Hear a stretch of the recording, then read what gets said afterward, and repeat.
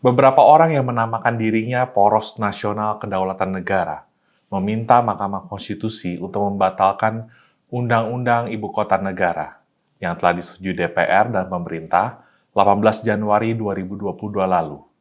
Para pemohon mendalilkan bahwa pembentukan Undang-Undang IKN Nusantara yang terdiri dari 11 bab dan 44 pasal tersebut tidak sesuai dengan asas yang harus dipenuhi berdasarkan pasal 5 Undang-Undang Pembentukan Peraturan Perundang-undangan.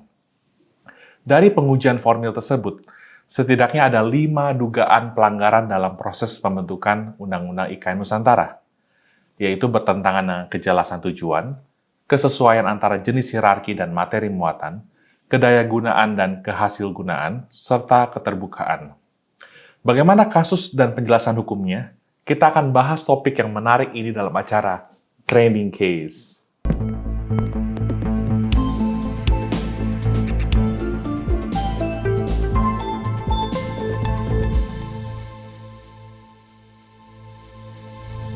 Mimpi Pak Jokowi untuk membangun ibu kota baru Nusantara di Kalimantan Timur merupakan bagian penting dari transformasi bangsa.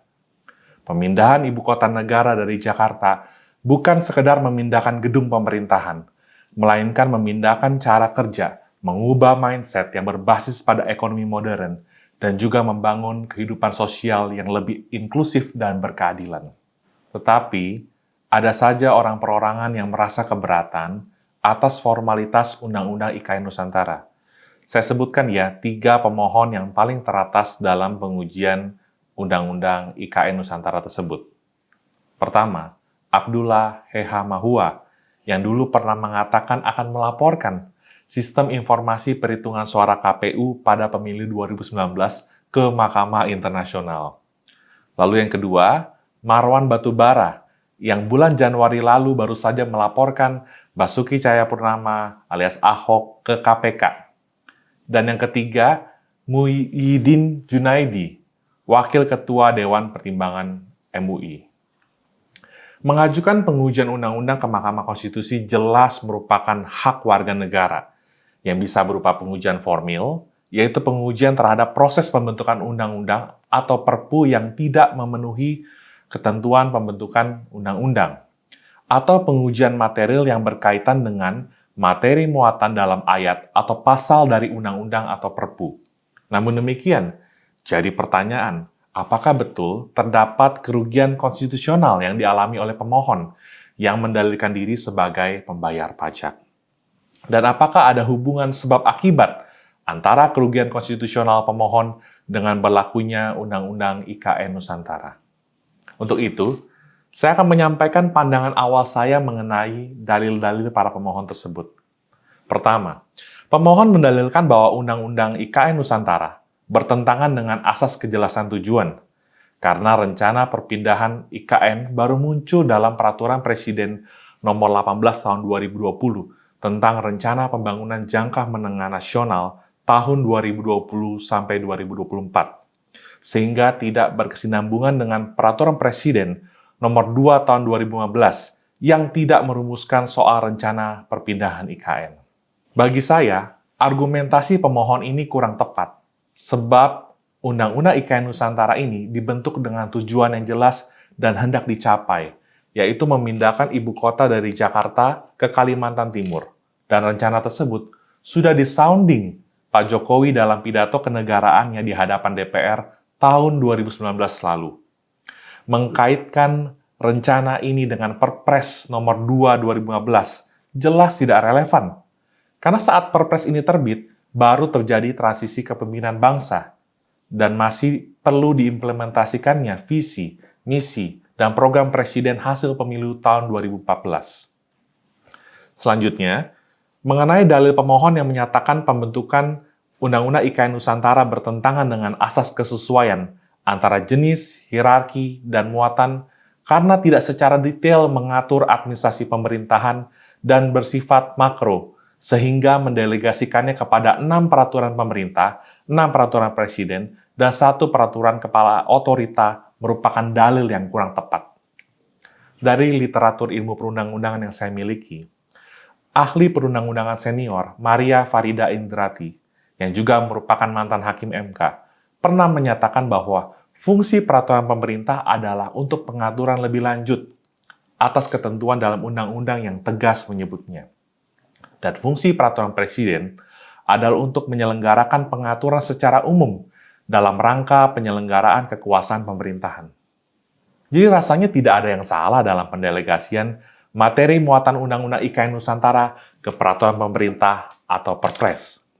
Mengenai dalil pemohon lainnya yang menyatakan pembentukan Undang-Undang IKN Nusantara bertentangan dengan asas dapat dilaksanakan karena alasan dampak dari pandemi COVID-19 juga rasanya kurang masuk akal. Karena rencana pembangunan bangsa ini harus terus berjalan, dan untuk penanganan dampak pandemi, pemerintah sudah mengantisipasinya dengan menerbitkan Perpu Kebijakan Keuangan Negara dan Stabilitas Sistem Keuangan untuk penanganan pandemi COVID-19. Terakhir, mengenai dalil pemohon yang menyatakan Undang-Undang IKN bertentangan dengan asas keterbukaan, maka dalil tersebut juga telah terbantahkan dengan rincian agenda pembahasan Undang-Undang IKN yang dirilis DPR dan dikutip oleh pemohon sendiri, yaitu adanya 28 rapat yang melibatkan pakar, akademisi, ahli ekonomi, lingkungan, hukum, sosial, perwakilan masyarakat adat, termasuk dengan organisasi advokat Peradi, Suara Advokat Indonesia pimpinan Junifer Girsang. Mengenai adanya presiden, dikabulkannya pengujian formil Undang-Undang Cipta Kerja yang dinyatakan oleh MK inkonstitusional bersyarat selama 2 tahun, menurut hemat saya, karena lebih pada belum dikenalnya konsep Omnibus Law dalam Undang-Undang Pembentukan Perundang-undangan, sehingga dapat diperbaiki. Dan stigmatisasi Undang-Undang IKN yang pembahasannya selesai dalam 42 hari, bukankah itu harusnya dapat menjadi inspirasi bagi pembahasan RUU lainnya yang dianggap pemerintah dan DPR sebagai suatu urgensi, misalnya RUU TPKS dan perlindungan data pribadi. Lalu mengapa pemerintah meyakini untuk memilih Kaltim sebagai lokasi IKN Nusantara? Dari buku saku pemindahan ibu kota negara, terdapat 9 alasan mengapa IKN harus dipindahkan ke Kaltim. Yang pertama, memiliki aksesibilitas lokasi tinggi yang dekat dengan 2 kota besar, yaitu Balikpapan dan Samarinda. Kedua, memiliki struktur kependudukan heterogen dan terbuka, sehingga potensi konflik rendah. Ketiga, pertahanan wilayah dapat didukung oleh adanya trimatra, darat, laut, dan udara. Keempat, kemampuan lahan sedang untuk konstruksi bangunan. Kelima, lokasi dinilai aman dan minim dari bencana alam. Keenam, memiliki lahan yang luas serta berstatus hutan produksi dan perkebunan. 7. Dilengkapi dengan infrastruktur utama, yakni jalan tol Balikpapan dan Samarinda, dan Trans Kalimantan, 2 bandar udara internasional, dan 2 pelabuhan terminal peti kemas. 8. Tersedia air baku dari 3 waduk existing, 2 waduk yang direncanakan, 4 sungai, dan 4 daerah aliran sungai. Yang terakhir, berada di jalur alur laut Kepulauan Indonesia, Selat Makassar yang berkontribusi untuk memperlancar kegiatan pelayaran dan penerbangan internasional. Tanpa berpanjang lebar lagi, izinkanlah saya mengutip ungkapan yang mengatakan, dengan hikmat rumah didirikan, dengan kepandaian itu ditegakkan. Maju terus ya Pak Jokowi untuk mewujudkan pembangunan ibu kota baru Nusantara demi Indonesia yang lebih sejahtera. Sampai jumpa kembali dengan saya, Albert Aries, dalam acara Trending Case berikutnya.